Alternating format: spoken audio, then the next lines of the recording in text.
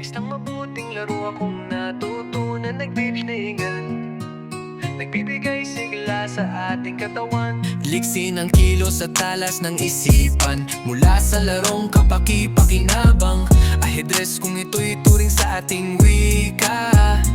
Ngunit chess, kung tawagin sa madaling salita, larong nagsimula sa parte ng ideya hanggang makarating sa ating bansa.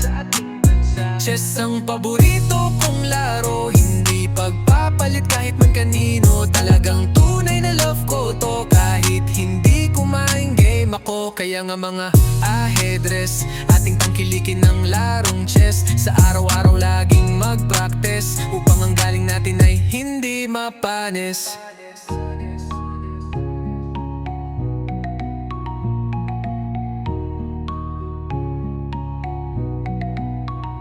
May isang mabuting laro akong natutunan, nagbibigay sigla sa ating katawan. Liksi ng kilos at talas ng isipan, mula sa larong kapaki-pakinabang. Ahedres kung ito'y ituring sa ating wika. Ngunit chess kung tawagin sa madaling salita, larong nagsimula sa parte ng India hanggang makarating sa ating bansa.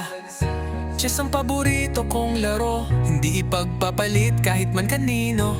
Talagang tunay na love ko to, kahit hindi kumain game ako. Kaya nga mga ka-ahedres, ating tangkilikin ng larong chess. Sa araw-araw laging mag-practice, upang ang galing natin ay hindi mapanis.